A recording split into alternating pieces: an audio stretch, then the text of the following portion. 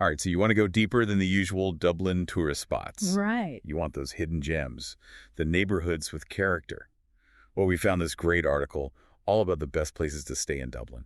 And it's perfect for planning an awesome trip. So get ready. We're about to take a deep dive into Dublin. You know what's really cool about Dublin? It's almost like a bunch of little villages all stuck together. Each one's got its own personality, so choosing the right neighborhood can totally change your whole trip. Absolutely. And I'm so excited to start with St. Stephen's Green. I've always loved Georgian architecture. Yeah. And just imagine walking the same streets as like Oscar Wilde and James Joyce. Yeah. It's like stepping back in time. Yeah, that history is everywhere you look in St. Stephen's Green. Just think about the picture of Dorian Gray. Wilde wrote that right here in Dublin.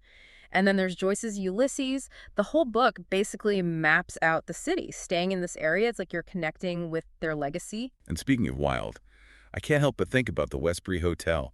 It's got that opulent black and gold design, sparkling chandeliers. It just screams Wilde's aesthetic. And then there's the sidecar bar. They make martinis right at your table on this custom trolley. It sounds so decadent. It really does capture that feeling of luxury, like a nod to a bygone era. But, if you're looking for something a bit more intimate, maybe romantic, the Wilder townhouse has a totally different charm.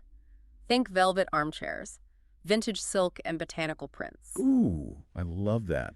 I read a review from someone who stayed at the Westbury. They couldn't say enough good things about the staff, especially Elena at the front desk. And Maya, who left extra chocolates in their room for their birthday. It's those little touches that make a trip so memorable. It really is all about that personal connection. Okay, now you're making me hungry. We have to talk about the Trocadero. It's been a Dublin institution for like, what, over 60 years? I hear the roast rack of Wicklow lamb is to die for, and the walls are covered with photos of actors. Yeah, the Trocadero is a classic for a reason. But even if you're not a big meat eater, Dublin has got you covered. Their vegetarian scene is amazing. And Glass Restaurant is leading the way. They've got these super innovative plant-based dishes, like glazed oyster mushrooms and butterbean falafel. Ooh, that sounds incredible. Okay, adding that to my list. Yep. And we can't forget about a good old-fashioned picnic. In St. Stephen's Green, Fallon and Byrne Food Hall is the perfect spot to grab some gourmet goodies for a relaxing afternoon in the park. That sounds so lovely. Speaking of experiences, the Little Museum of Dublin is a must-see. Right now, they're doing these really fun pop-up walking tours. While their townhouse is being renovated, you can learn about everything from football to architecture, all in just 29 minutes. That's awesome. I'm also really interested in the Museum of Literature. They have this secret garden with an ash tree where James Joyce himself once stood. I love those little historical details. It's all about experiencing the city through the eyes of the people who shaped it. Absolutely. Okay, are you ready for a change of pace? Let's head over to the Liberties. You can practically smell the Guinness in the air. And there's this amazing energy, like history blending with modern innovation. It's a really unique mix. The Liberties used to be known for things like weaving and distilling. Now it's a hub for tech startups and a booming arts scene. And when it comes to places to stay, Aloft Dublin City looks perfect. It's tucked away on a quiet street, but still close to all the action. They have this reinvented historic pub called Tenter's, and their Sunday roast is supposed to be legendary. Plus, there's a rooftop bar called WXYZ with cocktails and panoramic views. Wow, that sounds like the perfect blend of old and new. It seems like Dublin is a city where you can have it all. And speaking of having it all, let's talk food. Bridie Jones is getting a lot of buzz. For their super creative dishes, they have these intriguing flavor combinations, like BBQ monkfish and laksa sauce, or pork tacos with kimchi. That's what they call new Irish cuisine. Chefs are taking traditional Irish ingredients and flavors and adding modern global influences. It reflects how Dublin's food scene is evolving and embracing multiculturalism. I love that. And then there's the Fumbly. It's way more than just a cafe. It's like a community hub. Yeah. They have yoga, meditation, sourdough donuts, natural wines. You could spend a whole afternoon there. It sounds amazing. The Liberties really caters to everyone. Of course, we can't forget about the iconic Guinness Storehouse. But instead of just doing the basic tour, I say head straight to the Gravity Bar. It has what's supposed to be the best view in Dublin, sipping a perfectly poured Guinness, overlooking the city. Does it get any better? It's important to remember Guinness is more than just a drink in Dublin. It's part of the city's history and identity. And for whiskey lovers, there's Roe & Co. for cocktails, and Teeling for single malts. You could set a whole day just exploring Irish whiskey. No, that's a good day. All right, let's step back in time for a minute. The Dublinia Viking Museum is a really fun way to learn about the city's Viking past. That replica Viking warship is incredible. And for antique lovers like me, Francis Street is a treasure trove. Martin Fennelly Antiques is a standout. They have this impressive 6-foot-long model of the Titanic. It's amazing how each neighborhood offers a different perspective on Dublin's rich history. Okay, ready for our final neighborhood exploration. Let's dive into Silicon Docks. This is where Dublin's history meets its cutting-edge tech scene, all along the scenic river Liffey. Silicon Docks is like a perfect example of how Dublin can change and reinvent itself. You've got historic buildings right next to these modern architectural masterpieces. It shows how much energy the city has. Yeah, and how it embraces progress without forgetting its past. So for like a super luxurious stay, the Antara Marker Hotel seems like the place to be. Sleek design, amazing views from the rooftop terrace. But if you want to mix work and play, Beckett Lock or the Mason have these apartment-style rooms with co-working spaces, perfect for the modern traveler. It's cool how hotels are adapting to these new ways people travel. Right. I saw this review of the Anantara Marker. The person was just gushing about it. They said it was fantastic. Perfect location, amazing staff. They'd recommend it to anyone. Sounds like a winner. Okay, now for the food. For a really special occasion, you have to try Life. It's a Michelin-starred restaurant. Chef Damien Gray creates these incredible tasting menus, inspired by the 5 elements, and it's all served in this really intimate and welcoming setting. Wow, that sounds like a truly immersive experience. It's great that they've kept it warm and informal, even though it's Michelin-starred. Yeah, it's all about that balance. And if you want something more casual, Big Mike's has a delicious ribeye. Or you could go to the Claremont for pork tacos and burgers. So Silicon Docks has something for everyone. Oh, yeah.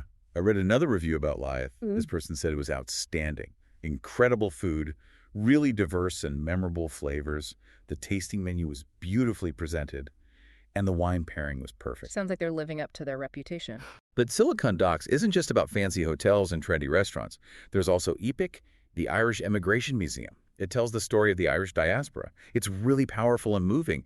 They even have a replica of a famine ship. I can only imagine how impactful that is. Yeah, it's so important to understand the forces that shaped Ireland and its people. It's a reminder of their resilience and spirit. And music lovers can't miss Windmill Lane Recording Studios.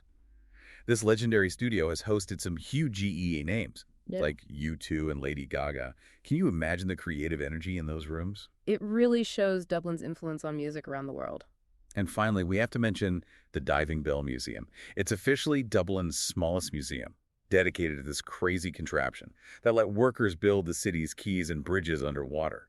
It shows you that sometimes the most interesting stories are hidden in the most unexpected places. It really does. It's a testament to the ingenuity of the people who came before us. So we've explored 3 amazing Dublin neighborhoods, each one with its own unique charm and character. From the literary elegance of St. Stephen's Green to the energy of the Liberties and the modern feel of Silicon Docks, it's clear that Dublin has something for everyone. It's amazing how much we've learned from just one article. I know, right? This has been a real deep dive. So which neighborhood are you most drawn to? That's a tough one. I think I'm leaning towards the Liberties.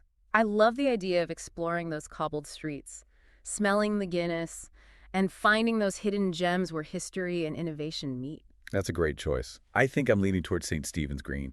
I'm a big bookworm, so I love the literary history. And staying at a grand hotel like the Westbury, but who knows? Maybe I'll end up at the Gravity Bar in the Liberties for a pint of Guinness. That's the best part about Dublin. You don't have to limit yourself to one neighborhood. They're all connected, so you can just wander and explore. Exactly. Here's an idea for you to think about. What if, instead of choosing just one neighborhood, you embraced how connected the city is? Imagine starting your day with a walk through St. Stephen's Green, grabbing a coffee at a cute cafe, then hopping on a bus to the Liberties for lunch at the Fumbly. You could even catch some traditional music at a pub, before ending your day with a fancy dinner in Silicon Docks. That's a fantastic way to experience all that Dublin has to offer. It's like creating a journey that flows from one neighborhood to the next, so you can enjoy all the different flavors and experiences. And for those of you who love a challenge, here's another idea. Once you've chosen your home base, make it your mission to find a hidden gem that we didn't talk about. It could be a bookstore tucked away on a side street, or a local artist's studio, or a tiny cafe with amazing pastries. Be an explorer, get off the beaten path, and see what you discover. Those are usually the memories you cherish the most, the ones that make your trip unique. Exactly. So there you have it, our deep dive into Dublin's most captivating neighborhoods.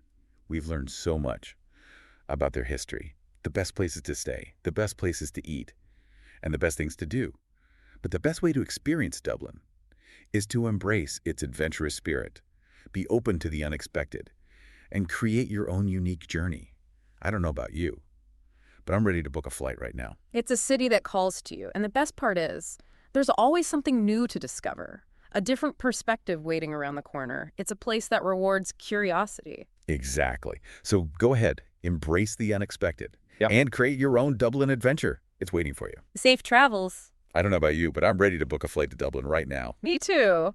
It's definitely a city that makes you want to explore, and the best part is, there's always something new to discover, a different angle to see things from. It rewards you for being curious. I love that. So yeah, embrace the unexpected, create your own Dublin adventure. It's out there waiting for you. Safe travel. And that's our deep dive into Dublin. We covered so much, but of course we couldn't fit everything in. So make sure you check out that article we mentioned. It's packed with even more tips and recommendations to help you plan the perfect trip. Yeah, and remember, Dublin's a city that's meant to be explored, so get out there, wander those streets, soak up the atmosphere. And discover your own hidden gems. Exactly. Thanks for joining us on this deep dive, and until next time.